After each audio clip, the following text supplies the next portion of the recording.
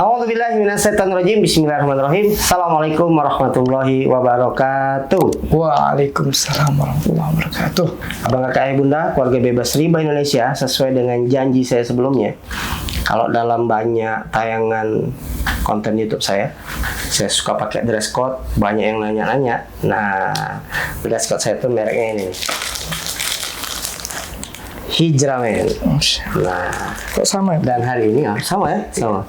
Hari ini kita akan ngobrol sama ownernya Hijramen. Nah, pengen kenal siapa orangnya? Yuk, kita kenalan langsung sama.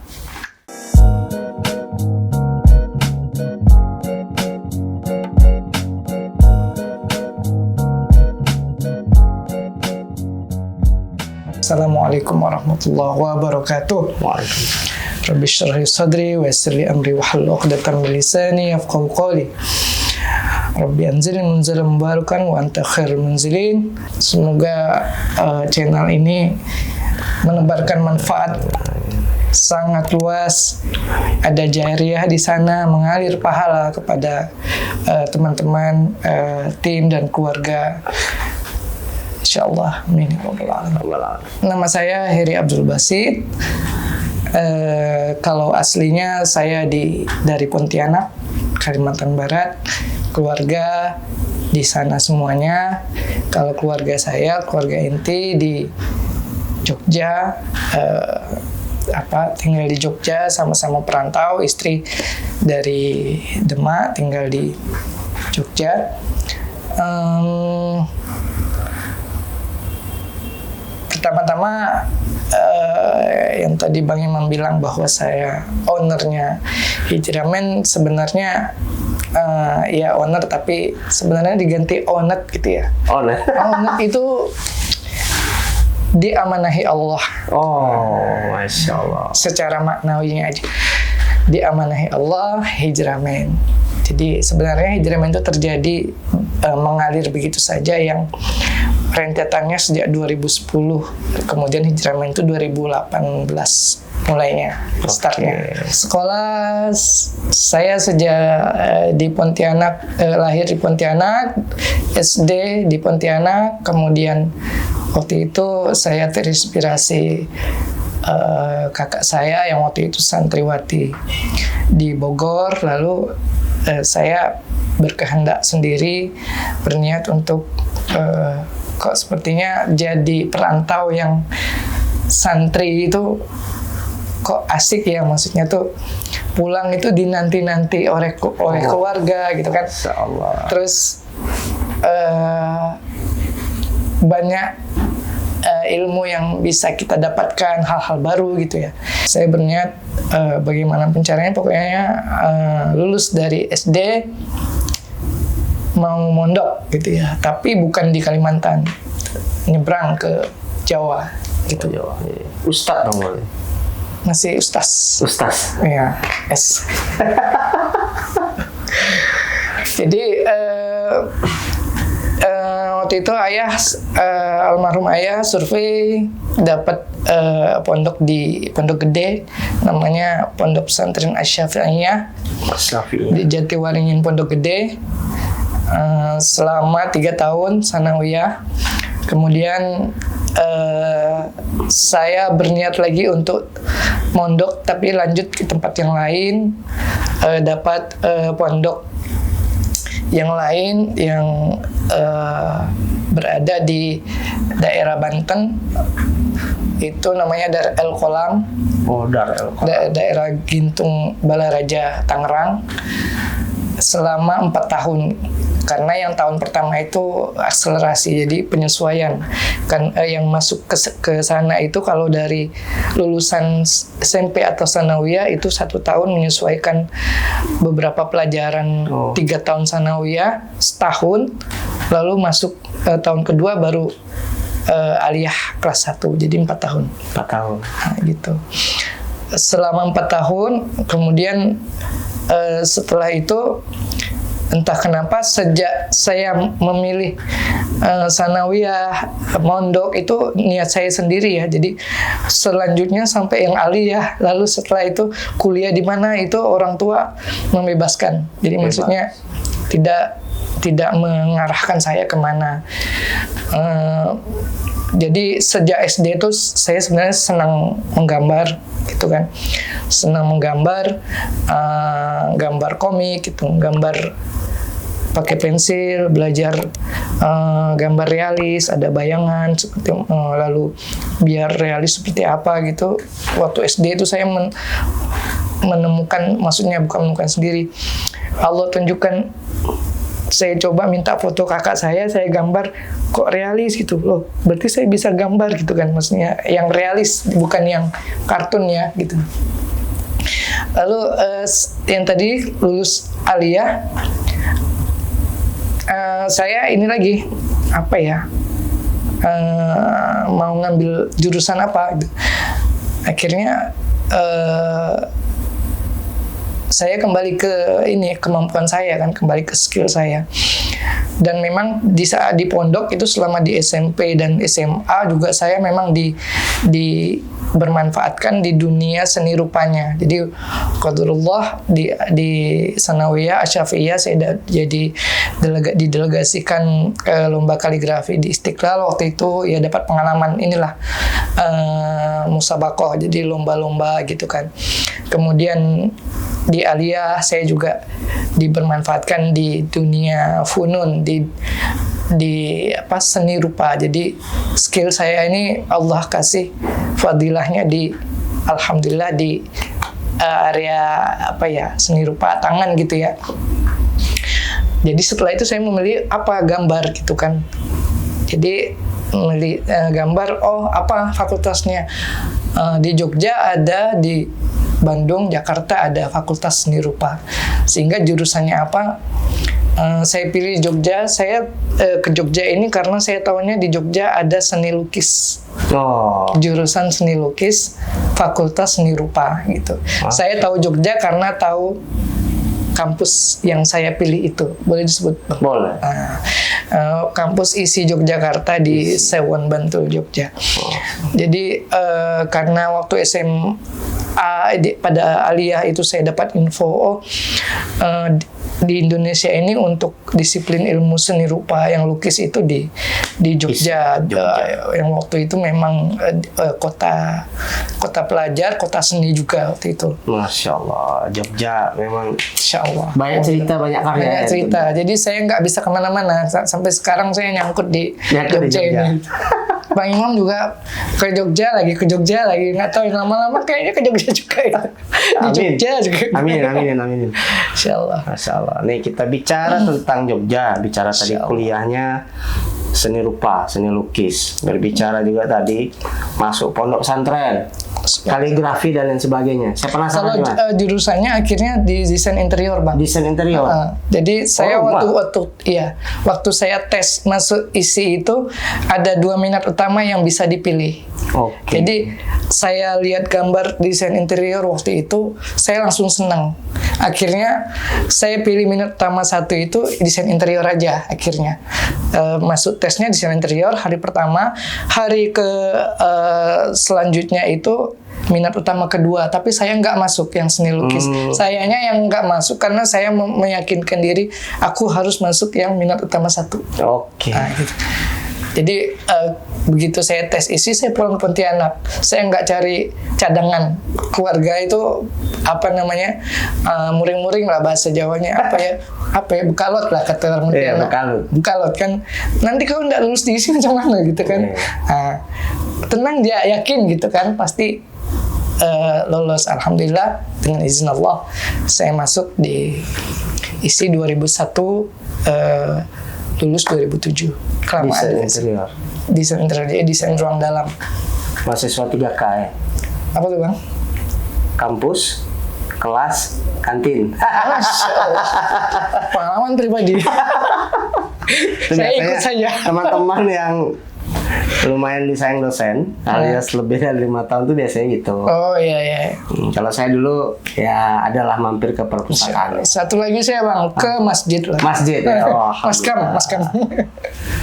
Oke, bicara tentang hijrame nih, Mas. Siap. Nih, ini kan baju sering saya pakai, senang saya modelnya, suka, dan ternyata banyak juga teman-teman yang lagi hijrah suka pakai baju ini.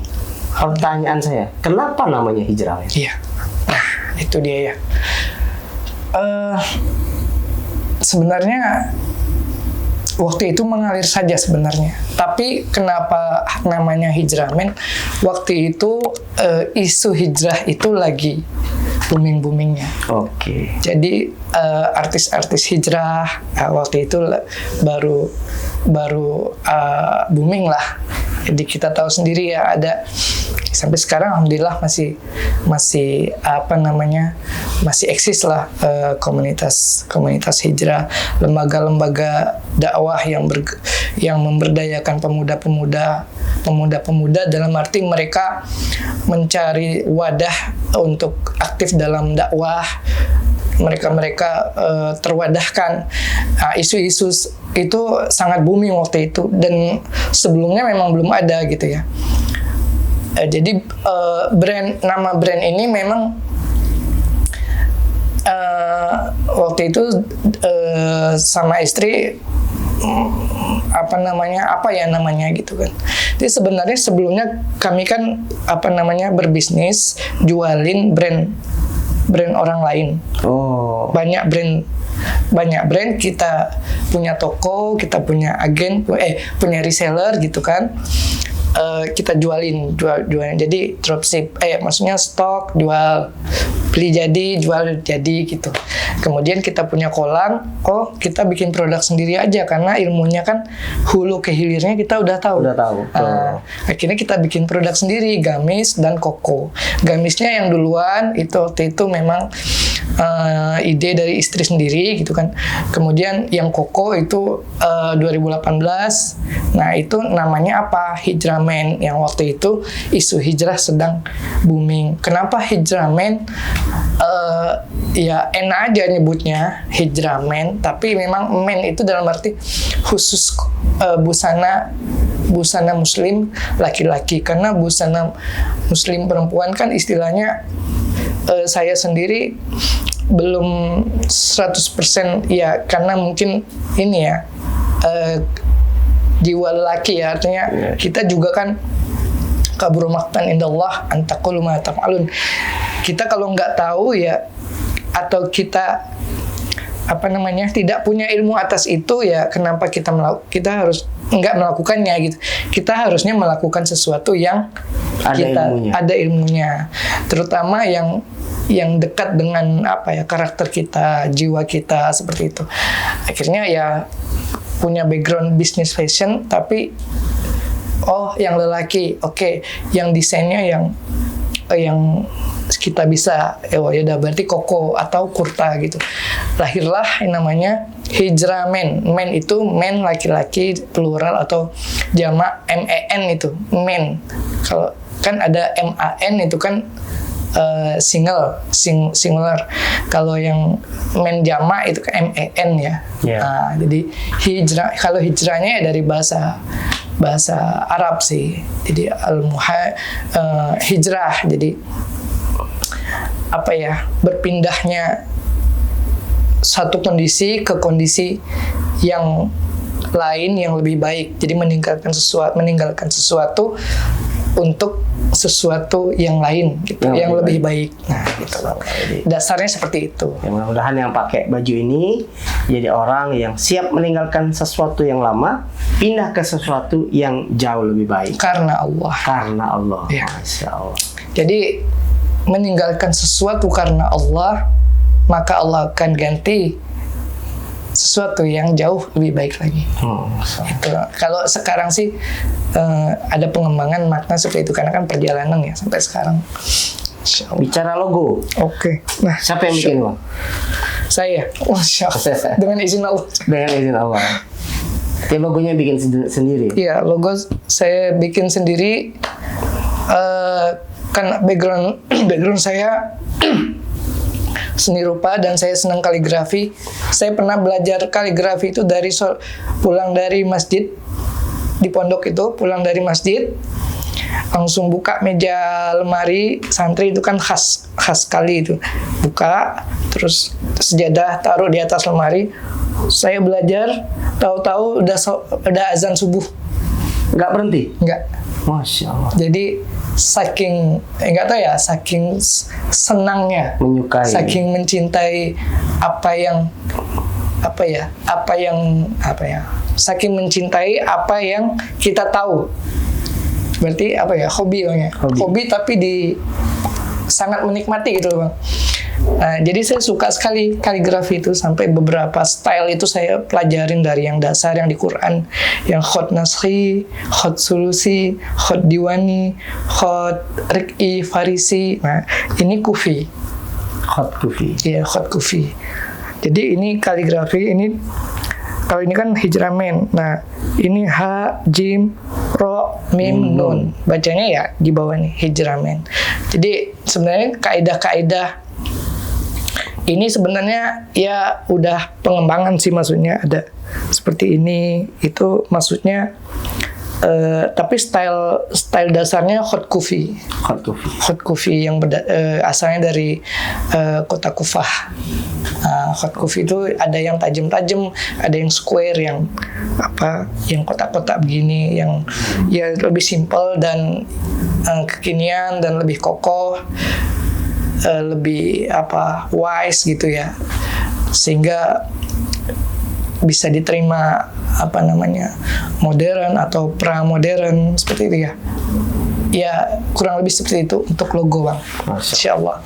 Terus bagaimana mimpi hijramen ke depan? Ini mimpi bang. Saya bingung mimpinya gimana. Mimpinya yang terakhir ya bang ya. Oke. Saya punya harapan hijramen ke depan adalah menjadi bagian dari ladang dakwah, lalu menjadi bagian dari kendaraan saya terutama dan keluarga menuju keridhaan Allah, menuju keberkahan, yang intinya mendekatkan kita kepada Allah, karena kan segala sesuatu yang Allah kasih itu pasti ada maksudnya, kan bang. Cuma kalau kita tidak membawanya atau tidak mengarahkannya pada Allah, lebih dekat pada Allah, maka ya akan tersesat, ya kan, lurus atau tersesat. Nah, jadi ya yang kami hijramen entah sebagai owner, sebagai produsen, atau sebagai saya yang terlibat di hijramen, berusaha untuk melibatkan diri di lembaga-lembaga atau apapun itu pergerakan-pergerakan dakwah yang ada, terutama di Jogja, sehingga berharap kita kecipratan keberkahannya. Masya Allah. Sehingga berharap, aku yakin aku nggak akan tersesat kalau aku paling tidak 1%-nya pun, ya kalau bisa aku di situ gitu. Ya seperti itu ya bang. Karena ya itu tadi, kita Allah kasih fadilah, Allah kasih anugerah apapun skill itu, tapi kalau kita tidak jadikan itu alat atau kendaraan untuk mendekatkan diri pada Allah, maka ya itu hijrahnya tersesat. Hijrah itu kan pergerakan ya, pergerakan. Mau yang tersesat apa yang lurus, mau yang mendekat pada Allah atau yang menjauh pada Allah. Ya. Sehingga ke depan ya saya akan tapaki terus, tapi saya akan arahkan meskipun dengan kemampuan yang selemah-lemahnya, saya akan tetap arahkan, dekatkan diri pada Allah, meskipun terus bang saya punya. Ini kembali lagi. Abang boleh mau nangis sih beliau. Enggak. Nangisnya nanti ya. Pesan dari beliau adalah semua atau segala sesuatu yang hari ini, peristiwa apapun, kejadian apapun, atau pekerjaan apapun yang hari ini kita lakoni, sejatinya itu adalah fadilah dari Allah, ridho dari Allah, dan pasti ada maksud dari Allah. Di mana balik lagi ke kita, apakah setelah kita dikasih amanah ini dari Allah, kita pakai untuk mendekatkan diri kita kepada Allah, atau justru sebaliknya. Di akhir kita doakan nih, Mas Heri, Semoga seluruh keluarga bebas riba Indonesia Amin. bisa ambil pelajaran dari ngobrol-ngobrol simpel dari beliau. Saya doakan juga semoga seluruh alumninya beliau dari ISI, dari Dar El Kolam, dari As-Safiyah, terus warga Pontianak khususnya banyak yang pakai baju dari hijrahnya. Karena ada sejarah kehidupan beliau di tempat-tempat tersebut. Terakhir kita doakan semoga seluruh keluarga bebas riba Indonesia bisa hidup tenang tanpa hutang, hidup bahagia tanpa riba, hidup berkah di jalan Allah, istiqomah sampai jannah. Yang baik-baik dari Allah, yang kurang baik dari kami berdua kami mohon maaf. Barakallahu fikum, bila taufiq wal hidayah. Wassalamualaikum warahmatullahi wabarakatuh. Salam lunas.